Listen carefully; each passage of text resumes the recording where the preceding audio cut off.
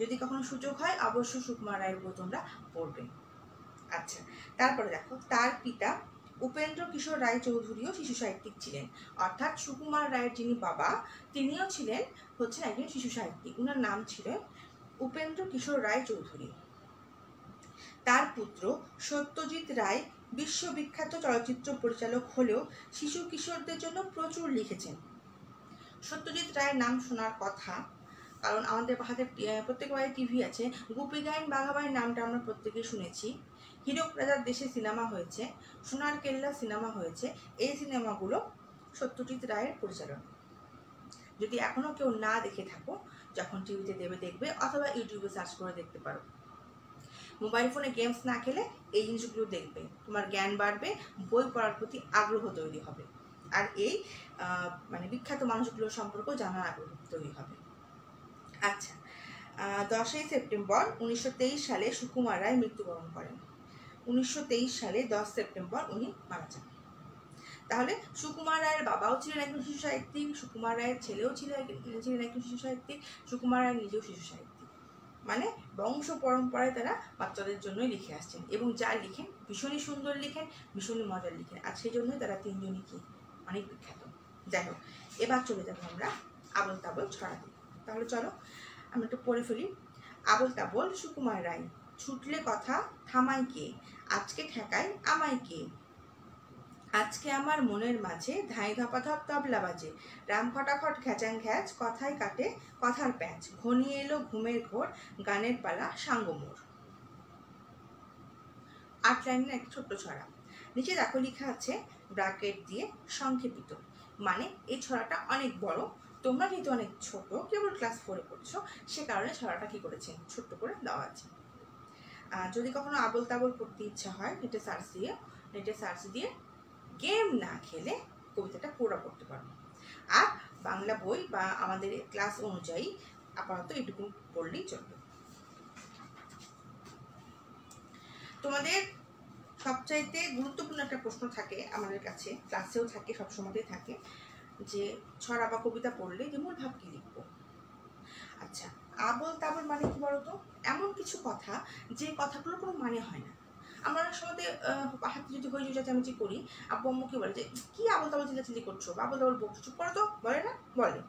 মানে আমি অযথায় চিৎকার করছি, অযথায় কোনো একটা কথা বলছি যে কথাটা কোনো মানেই নেই। কানে হয়তো লাগছে, হয়তো আব্বু খবর শুনছে বা ডক্টর শুনছে, আম্মু হয়তো রান্না করছে বা কারোর সঙ্গে ফোনে কথা বলছে, সেক্ষেত্রে তুমি যখন পাশে চিৎকার করো বা হইচই করো, তখন হয়তো কি হয় যে বিরক্ত হয় আব্বু আম্মু, মাঝে মধ্যে বিরক্ত হয়, খুব স্বাভাবিক ব্যাপার এটা। তো তখন আব্বু আম্মু বিরক্ত হয়ে বলে যে এরকম আবোল তাবোল করছি, আবোল তাবোল বকছো কেন, চুপ করো তো, একটু বকা দেয়। তো আবোল তাবোল মানে হচ্ছে তুমি এমন কিছু বলছো তার কোনো মানে নেই। মানে ধরো তোমার খুব ক্ষুধা লেগেছে, তুমি তোমার আম্মুকে এসে আম্মুর সামনে দাঁড়িয়ে বললে কিট কিট কিট কিট, তোমার আম্মু অবাক হয়ে তাকাবে তোমার দিকে। তুমি আবার বললে কিট কিট কিট কিট, আম্মু কি বলবে? আম্মু বলবে কি আবোল তাবোল বকছিস, কি হয়েছে? আম্মুর কথাই কিন্তু বলবে, কারণ কিট কিট কিট কিটের কোনো মানে নেই, এটা একটা আবোল তাবোল কথা। আর তুমি যদি বলো যে আম্মু আমার খিদা লেগেছে, আমাকে কিছু খেতে দাও, তাহলে আম্মু তোমাকে হয়তো ভাত রুটি যা কিছু হোক, ফলমূল কিছু একটা খেতে দেবে। তাহলে যে কথাগুলোর কোনো মানে হয় না, সেই কথাগুলোকে বলে কি আবোল তাবোল। বোঝা গেছে আশা করি যে আবোল তাবোল মানে কি। আর আমরা আবোল তাবোল চিল্লাচিল্লি কথাবার্তা অনেক কি বলি। আচ্ছা, এবার চলে আসো পৃষ্ঠা 46-এ। এখানে প্রথমে আছে জেনে নিই, আর আমি বরাবরই তোমাদের বলেছি যে জেনে নিই অংশ থেকে তোমরা চেষ্টা করবে মূল ভাবটা লেখার। এখানে সুন্দর করে পুরো কবিতার বা ছড়ার মানেটা বুঝিয়ে দেওয়া থাকে। আমরা একটু পড়ি এখন। আবোল তাবোল কথা বলার মানে মনের খেয়ালে কথা বলতে থাকা। বললাম যে এমন কিছু কথা বলা যে কথাটার কি হয়, কোনো মানে নেই, এমনি বলছি, ভালো লাগছে বলছি। আমরা কথা বলি যাতে অন্যে সে কথা শোনে এবং শুনে কিছু একটা করে। যেমন আমি এখন কথা বলছি তোমাদের সামনে এখানে দাঁড়িয়ে, পড়া সংক্রান্ত কথা বলছি, বইয়ে যা লেখা আছে সেটা পড়ছি, বোঝানোর চেষ্টা করছি, তোমরা সেটা বুঝছো এবং সেটা মনে রাখার চেষ্টা করছো এবং শুনছো যে হ্যাঁ ম্যাম এই কথাটা বলছে, আমরা সেটা শুনছি বা আমরা এভাবে করবো। কিন্তু এখন যদি আমি এখানে দাঁড়িয়ে উল্টাপাল্টা কিছু বলি, তোমরা কি ক্লাসটা কেউ দেখবে? কিছুক্ষণ দেখবে, কিছুক্ষণ হাসবে, তারপর বিরক্ত হয়ে ফোনটা অফ করে চলে যাবে, তো আচ্ছা বাংলা ক্লাসে কি ভুলভাল কথা বললি না।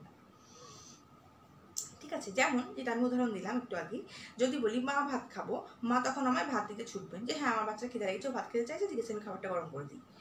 আচ্ছা, অথবা বলবেন যে বাপু আর 10 মিনিট ওয়েট করো, ভাতটা রাইস কুকারে আছে বা চুলায় আছে, আমি নামিয়ে তোমায় দিচ্ছি, কিছু একটা মা উত্তর দেবেন। কিন্তু যদি ভূতের মতো নাকি সুরে বলি আও মাও খাও ভাতের গন্ধ পাও, তখন মা ভাববেন আমি খেলা করছি। তুমি হাও মাও খাও ভাতের গন্ধ পাও বলছো, চুলায় ভাত হচ্ছে, মা ভাববে যে হ্যাঁ চুলার ভাতের গন্ধ পাচ্ছে, মা বাবুটা খেলছে। তোমার যে ক্ষুধা লেগেছে মা তো এটা বুঝবেন না, কেউই বুঝবেন না, আমিও বুঝবো না। সেটা তখন আবল তাবল কথা হয়ে গেল, আবল তাবল কথা হয়ে গেল। সেটা যে কথার অর্থ নেই, যে কথা দিয়ে কিছু বোঝাতে চাইছি না। তো আগেই বললাম যে আবল তাবল হচ্ছে এমন কিছু কথা যে কথাগুলো কোনো মানেই দাঁড়ায় না। তুমি তোমার বন্ধুর সঙ্গে খেলছো, ইয়ার্কি করছো, দুষ্টুমি করছো, তখন তুমি বলতে পারো একটা মজা হলো, কিন্তু সিরিয়াস কথা বলার সময় আমরা কখনোই কাউকে আবল তাবল ভাবে বলবো না কিছু, কারণ সে বুঝবে না। আচ্ছা, সেরকমই একটি ছড়া যা জোরে জোরে পড়তেই শুনতে মজা লাগে। আবল তাবল ছড়াটা কি? জোরে জোরে যখন তুমি পড়বে, একটু মজা করে যখন আবৃত্তি করবে, তখন কি হবে?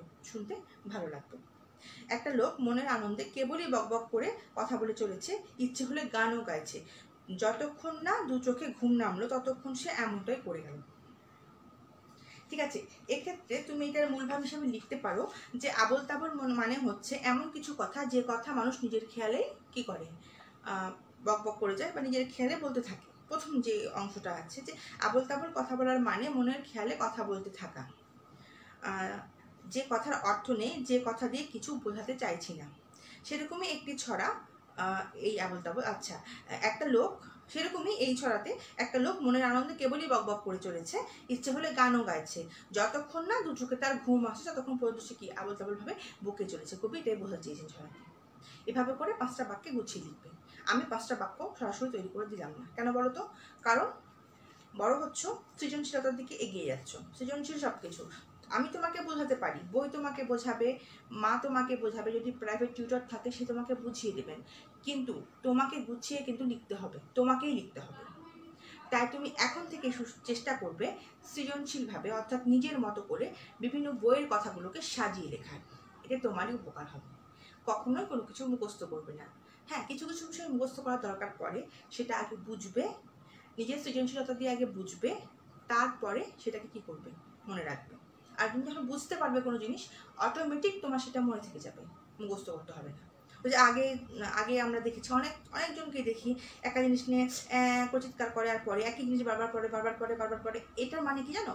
যে ও আসলে জিনিসটা বোঝেইনি, খামাখা পড়ছে।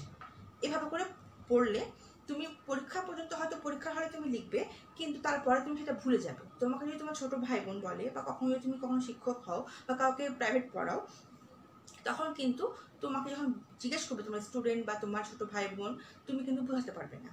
সেজন্য আগে নিজে বুঝবে, যেটাই পড়ো নিজে আগে বুঝবে। ঠিক আছে? আর যদি নিজে বুঝতে না পারো, আব্বু আম্মু আছে, যদি কারো প্রাইভেট টিউটর থেকে থাকে বাড়িতে, তাকে জিজ্ঞেস করবে। আর সব শেষে তো আমরা আছি, ফোন করে জিজ্ঞেস করে নেবে যে আমি এটা বুঝতে পারিনি, অথবা কমেন্টে কমেন্ট করে দেবো যে আমি এটা বুঝতে পারিনি, আরেকবার বুঝতে চাই, আমরা আছি বোঝানোর জন্য। আচ্ছা, তাহলে মূল ভাব নিয়ে আশা করি তোমাদের কোনো সমস্যা থাকার কথা না। খুব মজার একটা জিনিস, মজা করে নিজের মতো করে 5টা বাক্যে লিখে ফেলবে। আচ্ছা, তারপরে আছে শব্দ অর্থ। আমি কিন্তু শব্দ অর্থ বাড়ির পড়া হিসেবে তোমাকে দিয়ে দিয়েছি, এই জন্য তুমি শব্দ অর্থগুলো কি করবে, বাড়ির পড়া হিসেবে পড়বে। যদিও সিলেবাস অনুযায়ী পরীক্ষায় ছড়ার কোনো শব্দ অর্থ দেওয়া থাকে না, তারপরেও আমি বলবো শব্দ অর্থগুলো তোমার নিজে জানার জন্য বা ছড়াটাকে আরো ভালো করে বোঝার জন্য পড়তে হবে, মনে রাখতে হবে। আর শব্দ অর্থ তুমি যত পড়বে, যত জানবে, তোমার শব্দকোষ বৃদ্ধি পাবে, মানে তোমার শব্দের ভান্ডারটা বৃদ্ধি পাবে নিজের মধ্যে। এবং বড় হয়ে যখন তুমি 6, 7, 8, 9 যখন তুমি উঠবে, তখন সৃজনশীল প্রশ্ন লিখবে, তখন দেখবে যে এই শব্দগুলোই কোথাও না কোথাও কোনো না কোনোভাবে তোমাকে হেল্প করছে। তাই শব্দ অর্থগুলো বাড়ির পড়া হিসেবে দিলাম, এটা বাড়িতে মনোযোগ দিয়ে পড়ে নেবে। তারপরে আছে কি, আমরা মূলভাবে গেলাম, শব্দ অর্থ বাড়ির পড়া হিসেবে দিয়ে দিয়েছি। প্রশ্ন আছে, প্রশ্ন এখানে বলছে কি ছুটছে যাকে থামানো যাচ্ছে না। পৃষ্ঠা 47-এর ওপরের অংশ দেখো, কি ছুটছে যাকে থামানো যাচ্ছে না। কি ছুটছে বলো তো? আমি তো ভুলে গেছি পড়তে পড়তে। কথা ছুটছে, ছুটলে কথা থামায় কি? কথা শুরু হয়েছে, যেমন আজকে আমার কথা শুরু হয়েছে, ক্লাসে আমাদের টিচারদের কি হয়, কথা শুরু হয়, বোঝানো শুরু হয়, থামে কি? ঘন্টা না পড়া পর্যন্ত আমরা থামতে পারি না। এবং তোমাদের যখন গল্প শুরু হয় বন্ধুর সঙ্গে, তখন কি তোমরা থামো কি? ক্লাসে আমরা যখন বলি চুপ করো, তারপরেও কিন্তু তোমরা থামতে চাও না, গল্প করেই যাও। তাই কথা, সেটা যারই কথা হোক না কেন, কথা যখন শুরু হয় বা কথা যখন ছুটতে থাকে, তখন তাকে কে থামায়? আম্মু যখন আন্টিদের সঙ্গে গল্প করে তখন দেখবে কীরকম গল্প করে, আমরাও করি, আম্মুরাও করে, খুব গল্প করে, কথা থামতেই চায় না। আচ্ছা, তাই কে ছুটলে থামানো যায় না, কারণ প্রশ্নটা আসছে, উত্তর কি হবে, যে কথা যখন একবার আমাদের মুখ থেকে ছুটতে শুরু করে বা বের হতে শুরু করে তখন একে থামানো যায় না।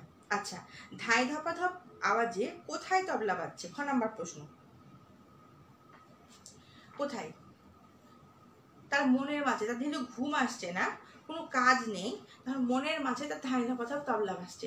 এখন আমাদের সকলের মনের মাঝে ধাই ধাপাধাপ তবলা বাজছে এজন্য যে কখন পরিস্থিতি স্বাভাবিক হবে, কখন এই করোনা ভাইরাস বিদায় নেবে, আর কখন আমরা স্বাভাবিক জীবনে ফিরতে পারবো, আবার তোমরা স্কুলে আসতে পারবে, আমরা যে ফোনের মাধ্যমে ক্লাস না নিয়ে সরাসরি তোমাদেরকে দেখে দেখে ক্লাসটা নিতে পারবো।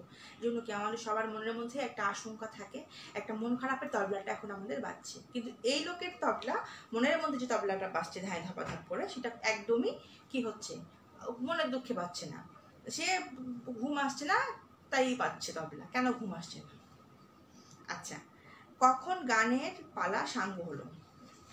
আবল তাবল বকতে বকতে যখন লোকটি ঘুমিয়ে পড়লো তখন তার গানের পালা সাঙ্গ হলো, কারণ ও তো গান গেয়ে গিয়ে উল্টাপাল্টা বকছে।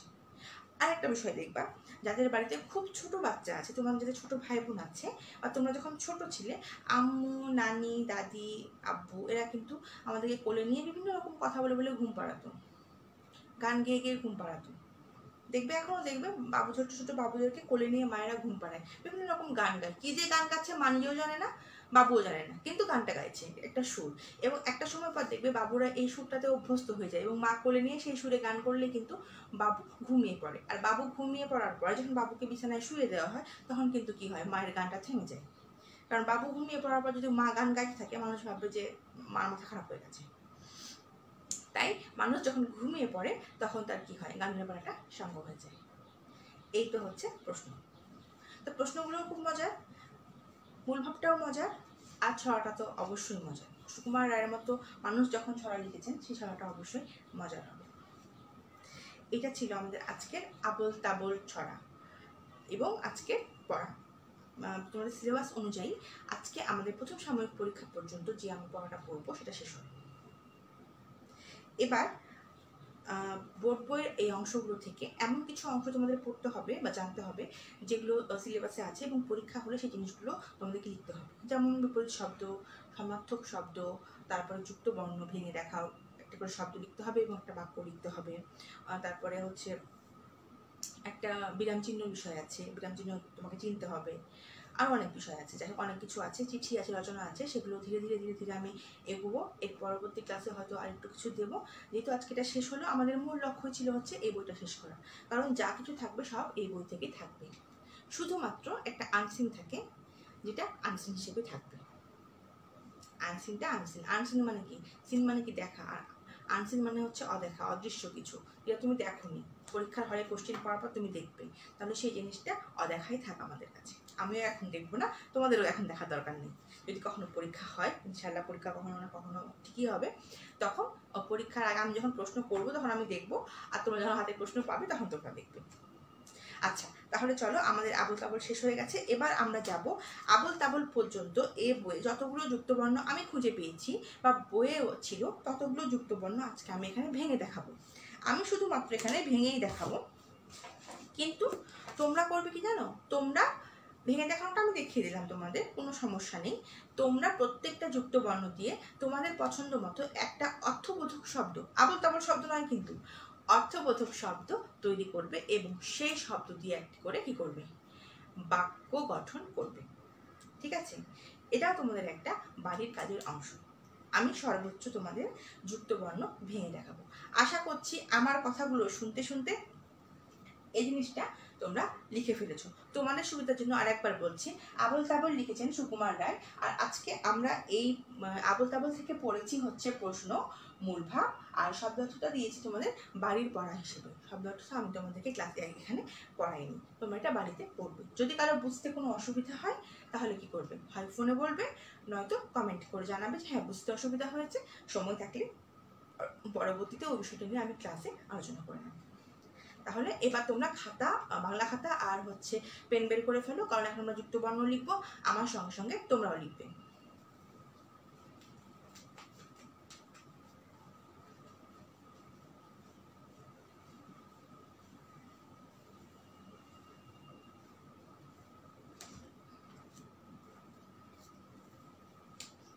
আমরা এখন পড়ব যুক্ত বর্ণ। যুক্ত বর্ণ ভেঙে দেখো।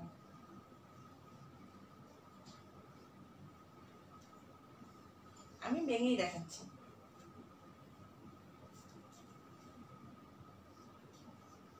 মূর্ধন্য স্বর ময়, মূর্ধন্য স যোগ ম, দন্ত স, দন্ত স্বর দ্বারা যুক্ত এটা, এটা হচ্ছে দন্ত স যোগ ত। তোমরা কিন্তু অবশ্যই লিখবে।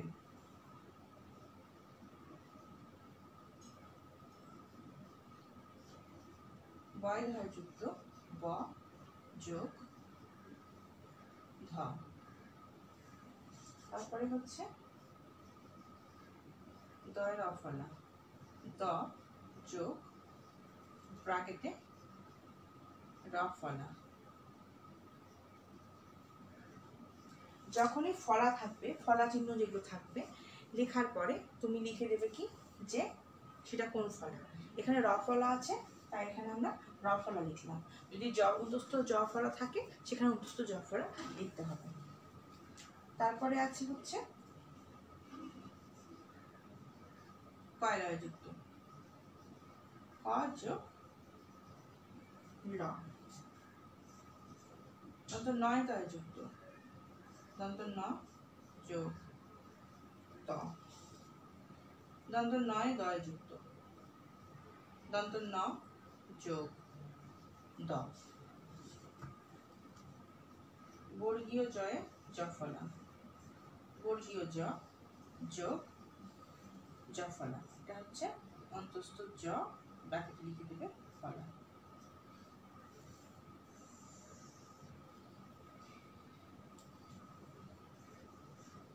কয়রা ফলা, ক যোগ র ফলা।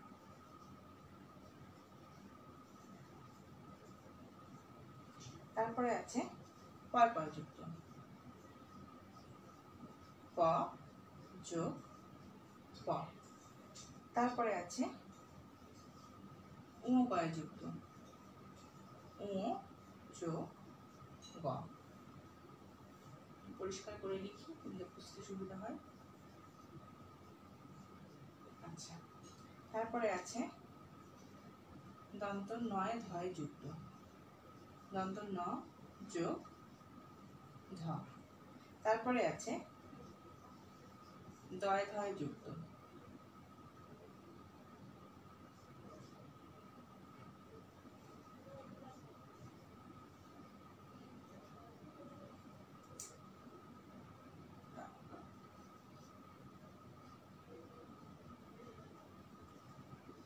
দ যোগ ধ। তারপরে আছে কয় তয় যুক্ত, ক যোগ ত। তারপরে আছে পয় রফলা, প যুক্ত রফলা, ব্র্যাকেটে আমরা লিখব র ফলা। তারপরে আছে টয় টয় যুক্ত, ট আর ট, ট যোগ ট। তারপরে দয় দয় যুক্ত, দ যোগ দ। তারপরে আছে বর্গীয় জয়ে যুক্ত ইয়, বর্গীয় জ ইয়।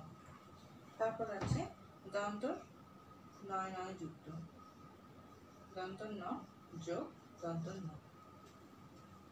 অনেকগুলো না, একটু লিখে ফেলো। আজকে যুক্ত বর্ণ শেষ করব। যেটাকে আমরা সবাই যুক্ত খ বলি, সেটা আসলে ক যোগ মূর্ধন্য ষ যুক্ত। তোমাদের সুবিধার জন্য ছোট থেকে যেটা শিখে এসছো পেট কাটা মূর্ধন্য ষ আমরা বলি, কিন্তু এখন আমরা পেট কাটা মূর্ধন্য ষ বলবো না, আমরা মূর্ধন্য ষ বলবো। পেট কাটা বলতে হতো ছোটবেলাতে মনে রাখার জন্য, তো যেহেতু আমরা বড় হয়েছি তাই আমরা এখন শুধু মূর্ধন্য ষই বলবো। তাহলে এটা হচ্ছে ক যুক্ত মূর্ধন্য ষ। তারপরে আছে চয়ে ছয় যুক্ত, চ যোগ ছ। তারপরে আছে দয় ভয়ে যুক্ত দ যোগ ভ। এই ছিল আমাদের যুক্ত বর্ণ। তোমাদের সুবিধার জন্য যুক্ত বর্ণগুলো আমি আরেকবার বলে দিচ্ছি। প্রথমে আছে মূর্ধন্য স আর ম, মূর্ধন্য স যোগ ম। তাহলে এইটা দিয়ে আমরা গ্রীষ্ম শব্দটা তৈরি করতে পারি। ঠিক আছে, বাক্য একটা বলে দিই আমি তোমাদের সুবিধার জন্য, যে গ্রীষ্মকালে আম পাকে। আচ্ছা, বা গ্রীষ্মকালে গরম পড়ে, যা কিছু লিখতে পারো। দন্ত স যোগ ত দিয়ে দন্ত স যোগ ত যুক্ত বর্ণ আমরা ভেঙে দেখিয়েছি। এখান থেকে আমরা অস্ত লিখতে পারি এবং লিখতে পারি যে সূর্য পশ্চিম দিকে অস্ত যায়। তারপরে আছে ব যোগ ধ, এটা দিয়ে আমরা হচ্ছে কি লিখতে পারি, স্তব্ধ শব্দটা লিখতে পারি। স্তব্ধ মানে হচ্ছে চুপ হয়ে যাওয়া। তো আমরা লিখতে পারি যে স্তব্ধ দিয়ে চুপ হয়ে যাওয়া, যে একটি খারাপ খবর শুনে আমরা প্রত্যেকে স্তব্ধ হয়ে গেছি। ঠিক আছে। আচ্ছা, তারপর আছে দয়া রফলা। দয়া রফলা দিয়ে আমরা কি লিখতে পারি, রৌদ্র লিখতে পারি, যে আজকে দিনটা রৌদ্রোজ্জ্বল, এরকম আমরা বাক্য গঠন করতে পারি। তারপরে ক আর ল দিয়ে কি হবে, ক্লান্ত, আমরা ক্লান্ত লিখতে পারি। আর যে হ্যাঁ আজকে সারাদিন পড়াশোনা করে আমাকে খুব ক্লান্ত লাগছে, এরকম বাক্য আমরা গঠন করতে পারি। তারপরে আছে দন্ত ন ত, এখান দিয়ে আমরা শান্ত লিখতে পারি, যে মেয়েটি খুব শান্ত বা ছেলেটি খুব শান্ত। তারপরে আছে দন্ত ন যোগ দ, এখানে আমরা আনন্দ লিখতে পারি। তাহলে আমরা কি লিখতে পারি আনন্দ দিয়ে, যে ঈদ আনন্দের দিন বা পুজো আনন্দের দিন, এরকম আমরা কিছু লিখতে পারি। আচ্ছা, বর্গীর জয়ে জফলা। এতগুলো কথা এখন বলবো, অনেক সময় লেগে যাবে গো। থাক, অনেকগুলো আমি তোমাদেরকে বলেই দিলাম, আর তোমরা হচ্ছে পারবে। আমার ধারণা না, আমার বিশ্বাস যে তোমরা এই প্রত্যেকটা আমি যখন ভেঙে দেখিয়ে দিয়েছি, তোমরা এখান থেকে বই থেকে খুঁজে খুঁজে শব্দ বের করবে, এবং সেই সাথে কি করবে জানো, এটা যে প্রত্যেকটা দিয়ে কি করে শব্দ তৈরি করবে আর বাক্য গঠন করবে, খাতা ভর্তি করে লিখবে। কয়টা দিয়েছি বলো তো, আমি একটু গুনে ফেলি। 1 2 3 4 5 6 7 8 9 10 11 12 13 14 15 16 17 18 19 20 21 22, 22টা। একসঙ্গে বসে লিখতে অসুবিধা হলে একবার, এটা তো লেখাই থাকলো তোমাদের খাতাতে, একবার 22টা শব্দ লিখবে এভাবে করে আলাদা আলাদা, মানে যুক্ত বর্ণটা দিয়ে। তারপরে আবার অবসর সময় 22টা ওই শব্দটা দিয়ে 22টা বাক্য গঠন করবে, খুব একটা কঠিন না। আর বাক্য গঠন যে বইয়েরই হতে হবে এমন কোনো কথা নেই। তোমার মনে, মানে তোমার মন থেকে পাওয়া বা তোমার ইচ্ছা মতো তুমি যে কোনো বাক্য লিখতে পারো, কিন্তু সেটা যেন আবোল তাবোল না হয়, সেটা যেন একটা সুন্দর বাক্য হয়। ঠিক আছে, ক্লাসকে আমরা আবোল তাবোল পড়েছি আর যুক্ত বর্ণ শিখলাম।